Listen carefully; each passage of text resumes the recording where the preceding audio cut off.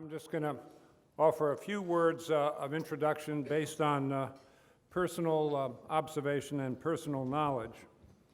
First of all, Steve Wynn is a genius, okay? This man has broken more molds than a pottery barn.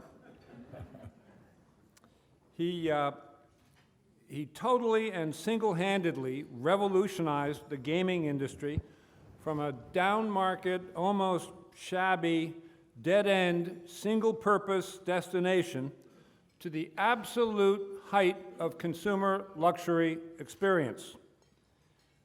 The people who come to Steve Wynn's establishments aren't gamblers. They're customers, and the total customer experience is king. Wynn Resorts was the first major player on the Strip in Las Vegas where non-gaming revenues exceeded gaming revenues. And that's how it's going to stay in Steve Wynn's world. How do you make the customer king? By manic attention to detail. As I can tell you from personal experience, Mr. Wynn supervises every detail himself. If he decides, hypothetically, a week before opening, that the color or placement of a wall isn't 100% exactly right, guess what? That wall is going to come down and time and money be damned. The customer experience needs to be perfect. You may recall the story of Steve Jobs insisting that the inside of Apple computers had to be beautiful, even though their owners would never see them. That, ladies and gentlemen, is Steve Wynn. He is indisputably the Steve Jobs of the worldwide gaming industry, and we are frankly lucky to have had his eye fall on Massachusetts, where he has deep family roots in Revere, as he continues to transform the world of luxury and entertainment. Ladies and gentlemen, Steve Wynn.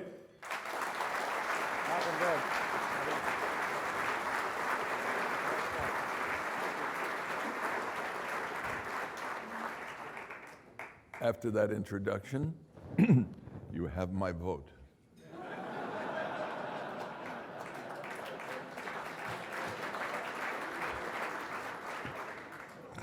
Main thing I have in common with Steve Jobs is we both have 4 letters in our last name.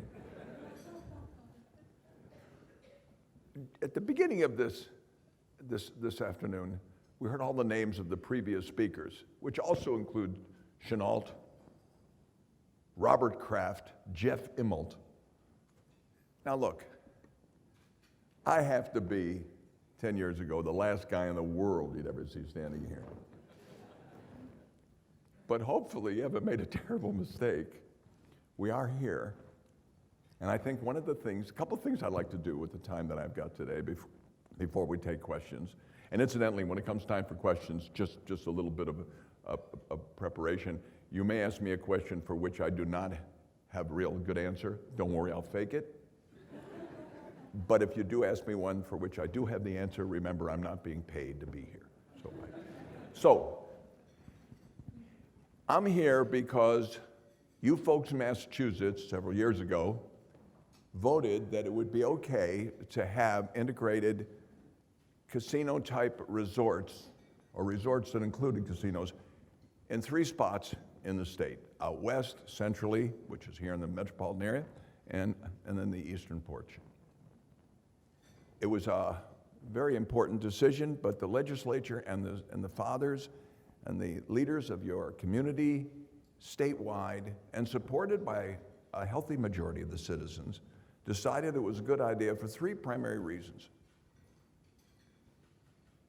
Do some tourism, create some taxes, and create jobs. 3 major goals of the legislation. I'm here to remind you that 2 of those 3, jobs and taxation, are in fact a result, not a cause. Tourism is. I made this point in a final presentation that I was required to make before the Gaming Commission in Massachusetts, and I took advantage of that one moment when we had the full attention of the commission in a public hearing to share a fundamental observation that I had at the time. And it is this: tourism, taxes, and jobs. Jobs and taxes are a result, tourism is the cause. And in the simplest terms, tourism is bringing people from over there to over here, because what's over here is better than what's over there. And if it is, in order to make it better here, we have to build better building, more attractive facility, hire more people. The result of that is that the enterprise, the building, and the business attracts people from outside the region, as I said, from over there.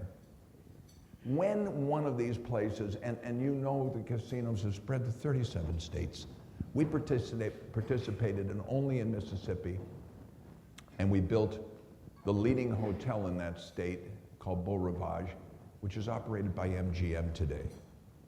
But the reason we didn't participate in any of the other river boats and other types of things in 37 states is because they were boxes of slots. They were places, they were structures that were built to cater to the local demand for people who like slot machines and gambling. And that's actually not my business. I'm a developer. I've got developer's disease. My doctor says as long as I take my medicine, I'm no danger to anyone but myself. But I like to build stuff. I like to build things where people love to go and say, wow. And it has kept me a very happy guy all of my life. And I'm 74 now. And I started this when I was 25. And the thing that I believed all these years, I've never had any real confidence in a casino game. To me, slot machines are all exactly the same. I can't tell the difference after 40-odd years between manufacturer A and manufacturer B, for that matter. A slot machine, they're all the same. They make noises, clink, clank, and they make noise. And people have fun playing them. And roulette tables and blackjack tables, they're pieces of green fabric with colored numbers on them. They have no power. A casino is a passive thing. It makes money if a lot of folks go through the room, and depending upon their average income, it will gross more revenue or less. What drives people, what gets folks to put up with dealing with the inconvenience of air travel and all of the rest, and to go, is the non-casino stuff. The experiential moment that you get by going someplace that's lovely to visit, where the rooms are beautiful, where the amenities are terrific, and most of all, where you get service. Where you can live life a little larger than you can every day, Monday through Friday, in your normal existence. It's a recreational, exciting experience at its best. And although the buildings themselves are important, crystal chandeliers, hand-woven fabrics, all that sort of thing, marble and onyx, what really works to all of us in this room, everywhere we go, is the people, the service. Because only people make people happy. And that's 80% of the franchise. So the business I'm in is really about making my employees feel that because they work for us, they themselves are the people they wanted to be. In my view, in business, and I think this would be true with all of the fancy people that have preceded me on this podium, is that the most powerful thing in business is not money to your employees, because once people think they're being paid fairly, then that's pretty much off the table. If you want to harness the most powerful energy in human dynamics, you plug into people's self-esteem, and then you're really into it. When something in the workplace equates to making a person feel good about themselves, they'll do anything to repeat that. Anything. And once more, they will resent somebody else in the organization that detracts from that. You know, it's that old story. You want to belong to a club that's hard to get into. Well, that is one of the core principles that has moved me for 45 years. Last week, we got a letter from Forbes. They do these ratings around the world of all the hospitality companies. And then they award 3 stars, 4 stars, and 5 stars. We have been for a number of years the largest single recipient of 5-star awards, both here and in China, wherever we're in business, in the world. But we got an interesting letter last Thursday, and it was from the Forbes people. They said, we're not going to advertise this because we don't want to offend all of our other clients. But we took a worldwide poll of all the scores of all the shopping that we do to rate hospitality companies.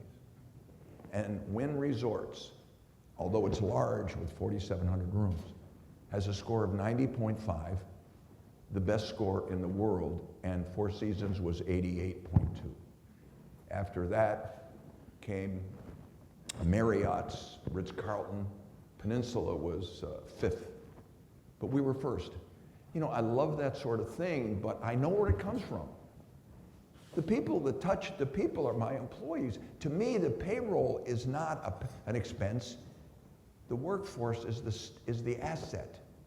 And my job is to get those people to deliver guest experience. Everything else is a footnote in business. If employees feel that their place is the best, it becomes a self-fulfilling prophecy.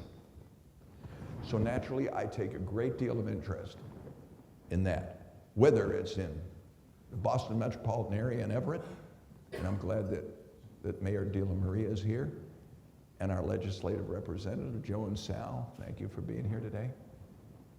But my focus in life, marketing to me is what we say to our employees.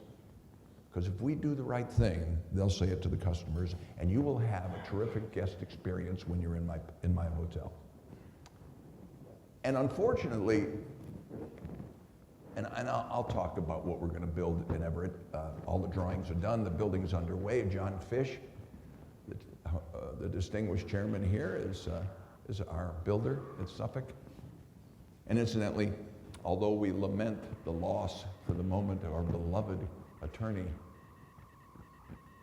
Mr. Weld, we think America is probably better off to have him running for office. So we'll miss him for a while. I hope you don't come back because you win, if that's what you'd like. So this business of self-esteem in the workplace, it applies to our relationships as individuals. It applies to businesses for sure. Probably applies to government. The biggest problem I have in my business today is that my employees are confused about their future based upon what they hear on television, what they read in the papers, and what they see on their social media stuff. The idea of the deficit impacting their lives has finally made the connection. They're frustrated about their paychecks. Even though we give raises all the time, everybody's a little uncertain about their future. And I've noticed it in my business for the first time. And they ask me about it because, you know, they look to us for answers. You know, in our country, we take in 3.1 and we spend 3.6 or 3.7. Businessmen in this room, forget whether it's trillions, billions, or dollars. You take in 3.1, you spend 3.7. What would we do as businessmen? We'd go through every single department of our business meticulously. We try and save the enterprise. And then we would try and lower our expenses and increase the revenue until those two numbers no longer were separate. And maybe the money we take in would exceed the money we spend. I'm hoping, although I haven't heard it yet, the deficit is $50 billion a month. That's $1.65 billion a day in new money that we are printing in order to cover this deficit. And it is impacting the paycheck of every single person looking at me and hearing my voice and sitting in this room and that work at all our companies. It's lowering the living standard of every American. This fellow Trump says that the Chinese fool with their currency. During QE 1, 2, and 3, we lowered the US dollar by 20%. And we're still doing it. And it's affecting my employees, and I'm sort of hoping, Governor Weld, I haven't heard it in either the Democrats or the Republicans yet, that someone's going to deal with that responsibly. But if we were in business, we'd know that there were 465 agencies and 4,150,000 employees, of which 100 million and a half are in uniform, and 2,650,000 are covered by the Civil Service Act and SCIU. And if this was a business, we'd get an organization together that could deal with it, like we do. And we would reinforce positively the behavior that we wish to encourage. The way we do that, and the way we're going to do it in Massachusetts, and this is the secret of our culture. And, you know, I think today, if you get an idea of who we are, and hopefully you think we'll be a good neighbor, then I'll probably have done as good a job as I can do. In my company, the way we equate self-esteem to the workplace, we use a number of concepts. You know, I'm assuming I'm talking to a business group. BC has done this because of management. So forgive me for this specialized kind of conversation, but here it is.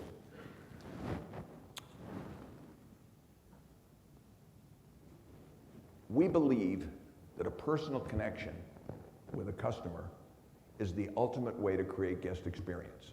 Not a dealer with a player, but Joanne with Mr. Wynn or Mr. Smith. And the way we do that, you know, all of us, I think, in this room have spotlight programs, you know, things like Employee of the Month, Employee of the Year. They're wonderful programs, they do work, but what happens is that, look, all of us as human beings, no matter what, we all have a certain propensity or proclivity to relate to certain personalities more than we do to other kinds of personalities. That's just a human trait.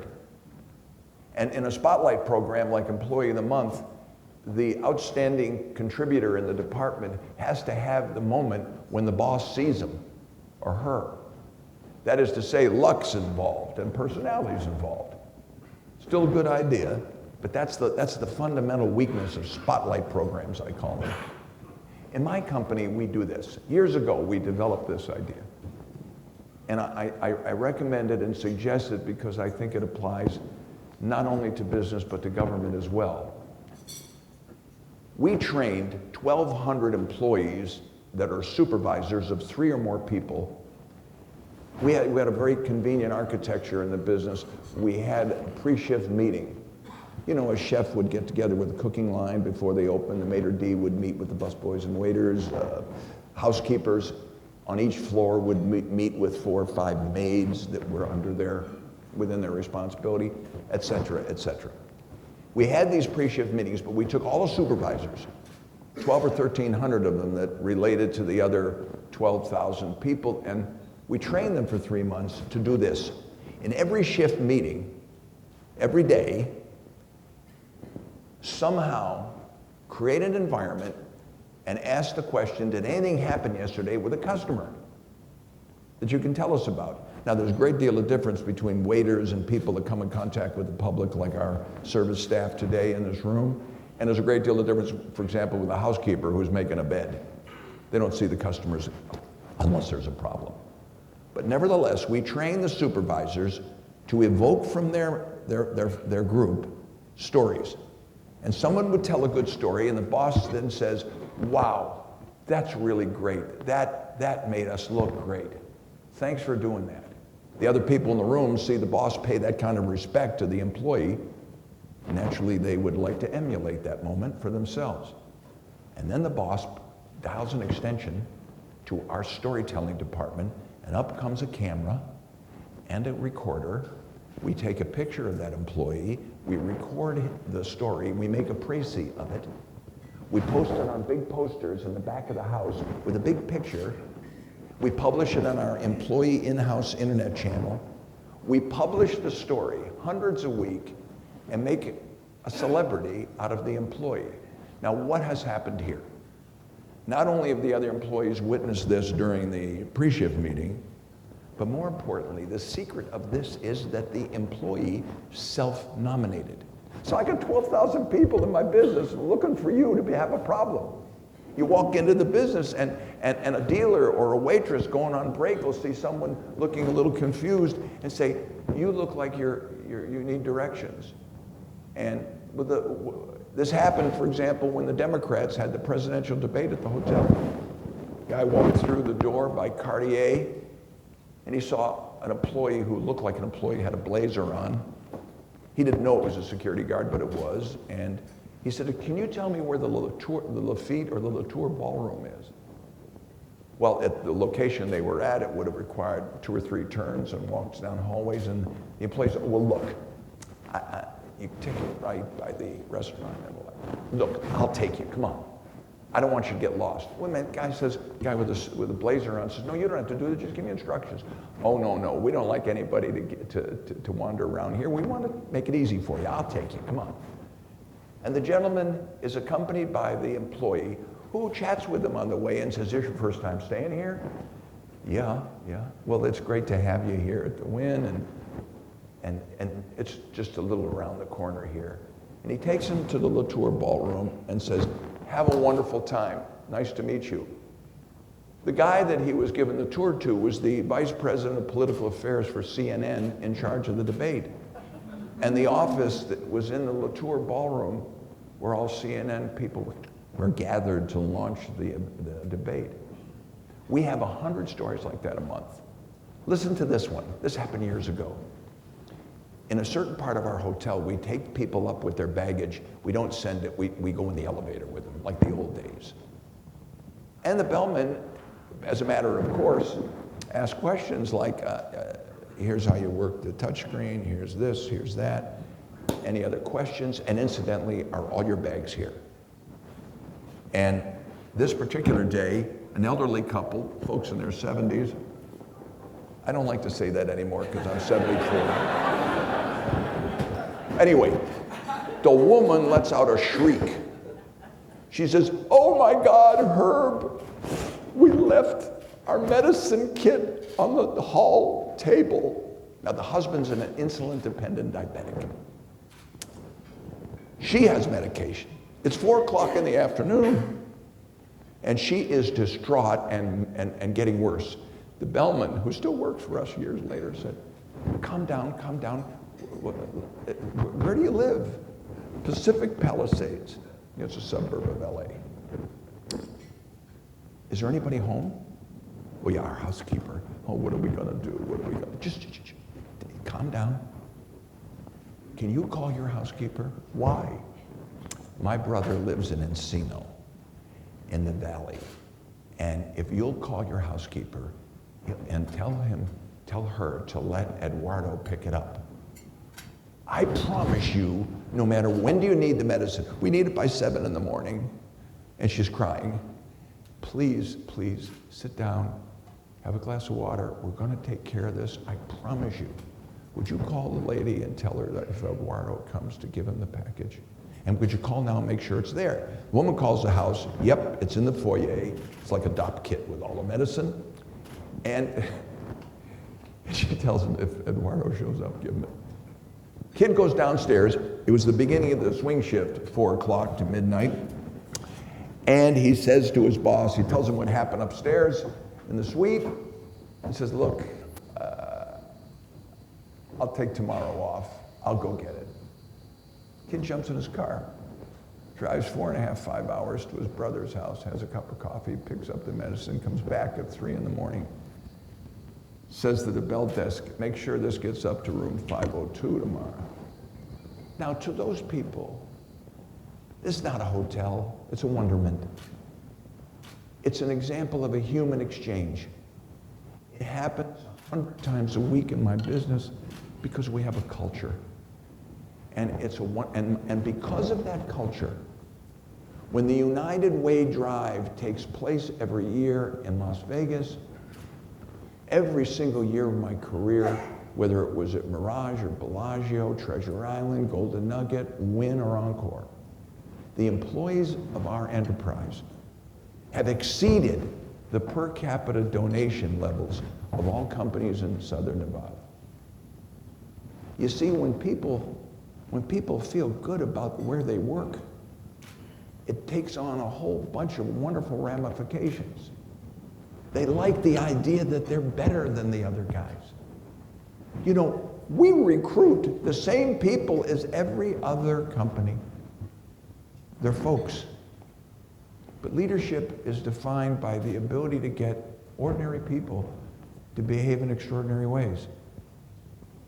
I would hope that politics would bring that to the table.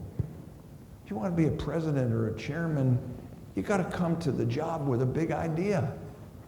An idea that can resonate with people at the breakfast table, not just with a super sophisticated, highly educated group of people like are in this room. Leaders of companies, highly educated people. It's easy to talk to you. You get everything. But get it to the rank and file. Get an idea that's big enough to talk to people that you personally can't connect with. And that's leadership. And Bill, I'm hoping we get it in government sooner or later, because I'm one of those people that thinks government is giving the American people a bad deal. Both parties. I'm one of those angry white guys that thinks government is poorly managed. That it's, although there are wonderful people in government, the enterprise is poorly managed in Washington. And it's affecting my ability to keep my people happy. And for the first time in all of my life, I feel very self-conscious and very involved as I watch television every day in politics. So much so that I would bring it up in a meeting like this where I'm supposed to talk about gaming. Donald Trump said in a speech I watched on television, who wants to talk about politics? It's boring. Well, I feel that way about casinos sometimes. But I'll tell you what. We finished the drawings on the place in Everett. The notion behind it is this. I want to confess. We wanted to come here because it represented what we thought was a nice business opportunity. 4 million people in the metropolitan area, over 100 universities, the greatest hospitals, marvelous museums, which mean a lot to me because I'm an art collector. And one of the most sophisticated, great cities in America. The era of the Grand Hotel is gone. You remember Grand Hotels? That was the Waldorf and the Plaza. People used to go to a city and to make it at a certain time of year, they'd go and stop at this hotel. As a vacation, it was a destination. Today, the Expedia and Travelocity and Hotels.com, the price of construction and the price and what people are willing to pay for rooms don't match up. So grand hotels aren't built anymore. What you see today is a multi-level building, shops on the bottom, then some offices, then the lobby in a hotel peninsula or something on the 23rd floor, and then some condos. You know, these sandwiched, layered, multi-purpose buildings. But the Grand Hotel, that's another story. And the Massachusetts legislature made it possible. When we saw that this was happening, when I spoke to Robert and Jonathan Kraft and this came up, is it possible that it'll pass? Yes.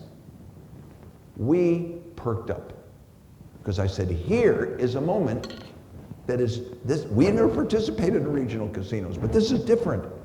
This is the Boston metropolitan area. This is a whole different story. We could have a Grand Hotel there. And it would have to be like this. All of the restaurants, the half a dozen restaurants, the wonderful stores, the meeting rooms, the wedding chapels, the excitement would all have to be available to everybody without anybody having to deal with a slot machine or a blackjack table. If you wanted to gamble and people who like it find it, they go down the hall, like to a ballroom or a meeting room, go into a foyer and enter the space. The garage could have direct access, of course, to the gaming area, but the hotel would be the show. And people could bring their children and their families and go shopping and have dinner and never ever see a gaming device. Not that I'm ashamed of them. You know, people talk about problem gaming. You know, it's a subject that's often discussed. I have a problem with gaming. There isn't enough customers. That's my problem, gaming. I want more customers. But you can enjoy this place without ever seeing a gaming device unless you choose to engage in that activity. Sort of like going to the spa. But the spa and all the amenities, the hotel rooms, you know your city is one of the hot, expensive cities for hotels. Did you know that? You got hotel rooms in this city with 300 or 400 square feet that get $500 a night. This is an expensive town for hotel rooms. It's because of the demand, the tourism and the demand that's occasioned by the hotels and all of the tremendous financial institutions like Putnam and State Street and Fidelity that are here. So that's the kind of place this is. And it will have a garden in the lobby, a 2-story lobby, and our floral designer from New York, who's a gifted guy, we're going to have sculptures in the lobby that are 20 feet tall of Ferris wheels and jack-in-the-boxes and carousels, 100% made of flowers. The theme of the hotel will be flowers. And most of all, it'll be in good taste. We have great respect for the sensibilities of this community, and we really have great respect for the sensibilities of everybody. And so it'll be in good taste, and it'll be a happy place to go have dinner, to shop, maybe to have meetings, you know, and convention sort of things. We say to ourselves, and we bought up most of the property in Everett around us, so that if you leave Sullivan Square after we fix the traffic, and you go up Alford Street, all of the garbage, the junkyards and all that stuff's going away. And it's going to be landscaped and pretty. We've even made an arrangement for the people, if there's anybody in the room from Somerville, just give a little clap if you're from Somerville. Well, if you're not, the folks in Somerville backs up to our property. We have a common property line. And right next to us is a sludge plant. They used to put things like that in Everett. They put tanks, industrial stuff in Everett. And in our neighborhood, those things are going to go away, be replaced by landscaping and parks and trees. And so when you approach the Wynn Boston Harbor property, you're not going to see the Everett that you're used to. Because we want to make a statement in Boston. We want to show that a state like Massachusetts can make a decision that you've made, and a company like ours can come and tastefully, with excitement and sort of universal attractions, end up being a really good neighbor, a fun place to go that will hire lots of people, pay a fair tax, and you'll be glad that we came. If we can do that here, and that's my goal, then if any other major metropolitan area in America decides to do that, they won't have to look at renderings and listen to a lot of developers speak at a hearing from some developer. They'll just be able to come to Boston, to go to Everett, and look at the Wynn property. So we see this as a case study on how to create an urban destination grand hotel. That's the reason that we've fought the fight. I'll tell you, the cost of entry in Massachusetts is sky high. You know, we're in $250 million and we haven't broken ground yet. People. It's a very exclusive town to get into. We made friends with everybody except Joe Curtatalt. I guess he's the mayor of the place across the river, but we'll end up okay with him. He'll get over it. hopefully. Mayor Walsh and I are now on the best of terms, and that's great. You know, you want to get along with everybody. We're here to be friends. And if we get this place built and make a buck, we're going to be the damnedest good neighbor you ever had. We take great pride in participating in our communities, because after all, it's not just that you want to look good to the other folks. The reason we all in this room take care of the charities and do the things we do, business guys and gals, is because they are the things that take care of our employees. And every one of us in this room, I was very privileged. I came here on a private jet today. I'm going to go home on one. A really terrific privilege. And the only reason I got that privilege is because of the people that work for me, for the culture of the staff, of the folks that I'm part of that make up our organization. And anything I can do to take care of them and the communities in which they live is damn good business. That's just about everything I know, now that I've told you. Speech is over.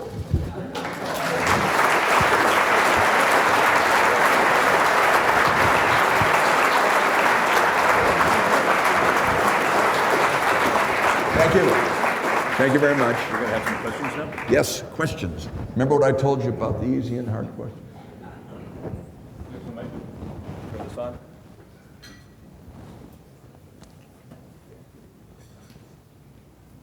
Doing okay, Bill. Thank you. We have some microphones walking around. If people have some questions, we have a couple minutes left for a couple of questions.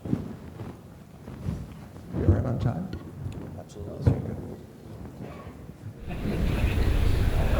Steve, Paul Guzzi here at the City Center, meeting as the CEO of the Great Boston Chamber of Commerce, who supported, as did many people, the entrance of resort casinos for our state.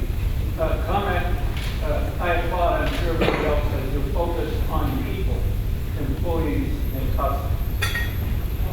Second question, when? When will this be open? What is your best guesstimate of when it will be open? There's a fella in this room that's really qualified to answer that question. And he's one of your own dear, highly respected guys, and the chairman of the board, John Fish, my builder, who is working through the final elements of our final, we're taking bids and working on every subcontract. And John, if I say something that doesn't represent your feelings, you'll stop me. But I think we've agreed, John believes that the proper time for this job, beginning pretty much in July, is 34 months. Right, John? Is Fish still here? He is not here. Oh, he was, but he left. Okay. 34 months from now, from July. You can do the math. And we'll be practicing and recruiting, and we'll have all kinds of job fairs. There'll be a lot of information. The first part of your question about our customer service, would you repeat that? Did I? It was a statement that I think most people here applaud your focus on people. A, your own employees, and B, easier said than done on customers. But that's something that I think most businesses share. Many only talk about it. And given the ratings that your resorts and hotels have received, in fact, can I come to one? I haven't been to one. Well, we'll recruit you. It's a family affair. I told you I showed you our whole card, to use a gaming metaphor. Showstop, the storytelling. It works completely. Can you imagine rewarding positive behavior, the behavior you wish to encourage? That's how we run our businesses, right, gang? We reward the behavior that we wish to encourage. Can you imagine if the U.S. tax policy was based upon that philosophy? How simple would that be? 465 agencies, 2,650,000 civilian employees. Suppose we told those employees, Union members, SCIU, civil service. We don't care about unions in my business. We're a union house. We don't care. They're our employees. Suppose we tell everybody in those 465 agencies and 200 sub-agencies, look, you all get together, show us how to save some money, be more efficient in your agency, and whatever you save us, you guys get 20% of it as a bonus. You see government shrink in 2 seconds.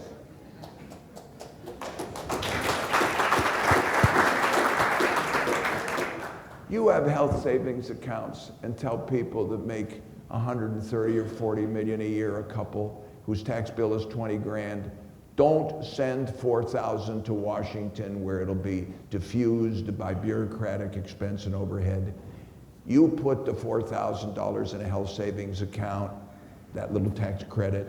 You got to buy an umbrella policy for $2,000, a 50,000 deductible. You do that, and when it gets to 15 grand, you can keep taking the 4,000. You keep a balance of 15, pay the rest of your bills out of it. You keep the 4. Now all of a sudden that health savings account is their money, and they can use the 4,000 every year over that to buy shoes, go to Hawaii, or pay for the kids' education. You turn health savings account into your own money. You'll see people start stopping with extra MRIs and CAT scans and courses of drugs for their neighbors when they don't need it. You'll see healthcare costs go down. When we advertise Geico fights Allstate and Progressive, what happens to auto insurance? It goes down. When Verizon goes against Vonage, what happens to long distance charges? They go down. Never happens with insurance. Affordable Care Act didn't touch it. Defensive testing and the use of this expensive equipment and these wonderful hospitals here. One of the biggest drivers of healthcare costs is the defensive use of the exotic diagnostic equipment, because doctors want to cover their ass. You stop pain and suffering at 500,000, like they did in Texas, and malpractice insurance dropped 43% the first year. I'm going to get off this now. Go ahead, take the next question. We have time for one last question.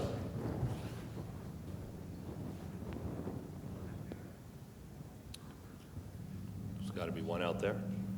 No other questions? Yep, we have one coming. Oh. It's really been fun to be here today. Thank you for having me. Just a quick question. You said that the economic base for building a grand hotel had kind of disappeared, but because of what the state of Massachusetts is doing and what you're doing here, that's now again possible. Can you give us a little bit more information about why this situation makes that now possible when other kinds of investments for grand hotels would not have been? Okay, great. First of all, the town itself is a good hotel town. So in a great hotel town, if you build 700 rooms that are over 650 square feet each, when no hotel room in town is nearly that size, I'm talking about a typical room now, naturally the suites are proportionally larger, then you're going to have the nicest hotel room in a very highly demanded hotel town. First of all, that's the basic thing.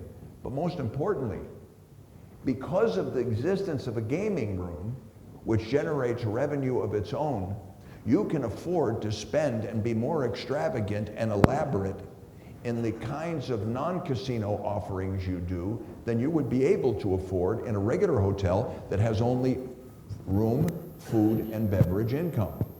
Add the fourth element of casino income, and all of a sudden, the size of your investment can grow. Our construction contract is going to be around $1.1 billion. Our project cost is $2.1 billion. That makes us either the largest or second largest investor in the history of the state till GE gets here, and I don't know how much money they're going to spend, but I doubt if it's $2.1 billion. And the largest private employer, one of the two largest private employers out of the universities in the state. Because of the gaming revenue, we can add beautiful lobbies and extra shops, and the shops are willing to come because of the traffic generated by the casino. So what happens is the hotel is the show. The entire package grows exponentially. Am I answering the question? I want to make sure. I don't want to be advertising as much as I want to be responding. Is that the point, sir? Yes, you're responding properly. But that's why. Again, it was fun being here. My father and mother are gone. They were both born in Revere. My Aunt Bessie had a yarn shop on Shirley Avenue. I played stickball on Dana Street, swam on Revere Beach, rode the rides while they were still there. My family, except for some of the cousins, are gone. I cannot imagine, and oh, what I would give just for 5 minutes to have my mom and dad, neither graduated high school, to have neither my father, if I could take 2 minutes. My dad didn't graduate high school. He died. He was born in 1916. He got influenza.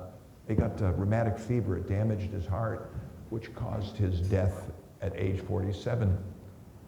But he didn't graduate high school because his mother died in the influenza. And his dad was a vaudevillian, a little Jew named Jacob Weinberg, who was 5'5", that came in the great immigration of the late 1890s. And he was a vaudevillian, and he traveled around with an act called Valvino and L'Amour. I once asked Jake Weinberg, "Grandpa, who are you, Valvino and L'Amour?" He looked at me as if I was an idiot and said, "Of course, I was Valvino." My father got a job as a sign painter at 16 years old at Mohegan Markets, painting paper signs in Wyndham. And he found out, this was 1936, 1932, 33, during the jaws of the Depression, he was living in a foster home, the Pashansky family, a nice family, and his father sent money every month from his vaudevillian road shows to support my father in this foster home in Revere. A nice home with good foster brothers. But he got a job as a sign painter at Mohegan Markets and found out during the Depression that if he could get a job with Coca-Cola, you could get $127 a week. But to get a job with Coca-Cola as a sign painter, you had to be able to write Coca-Cola any size, freehanded. And it's tricky, it's a French C. That was one thing you had to be able to do. And secondly, you couldn't be Jewish. So my father applied for he learned how to write the Coca-Cola. And in vaudeville days, in 1930s, Eddie Cantor, Al Jolson, and a comedian named Ed Wynn with a derby hat was popular. My father went and applied for Coca-Cola and put down Mike Wynn instead of Mike Weinberg. And he got the job. And he was 18 years old, and he was making money and had a car, and he was a wise guy. He was a sport. And he moved out of the foster home and got himself an apartment. My father and mother are gone. A few years ago, Fortune magazine had my company as the second most admired company in America, Mirage Resorts, after Coke. And they had an affair in Atlanta called the CEO Forum. And the 3 CEOs of the year were Roberto Gosueta of Coke, Ralph Larson of Johnson & Johnson, and me. We had a little green room before a television appearance, and I met Roberto Gosueta, this Cuban immigrant who had an accent like Al Pacino in Scarface. And I told him the story of my father, and that's how I got to be Wynn. And he said, "I love these stories, Steve. I can't believe it because these white shoe bastards at Coca-Cola are the same. But they have to put up with me because I make all the money." And from the time that I met Roberto that year in 1997 till his death because of pancreatic cancer, we became pals. Last year was, in 2015, was the 10th anniversary of the Wynn, which opened in 2005, in April. Coca-Cola has always been our syrup supplier. You know, every big company has a contract with Pepsi or Coke. We've always been a Coke business. The Coca-Cola bottling company decided, out of respect or to flatter us or to be nice, they made 500,000 cases of classic Coke. You know, the pretty bottle? And on the back of the Coca-Cola bottle, it says, celebration of the 10th anniversary of Wynn, Las Vegas. They sent me a 6-pack of this Coke to see when it came. That moment, and standing here for this Boston College fancy luncheon, I just wonder, how would my mother and father, how could my dad process if he saw the name he made up on the back of a Coca-Cola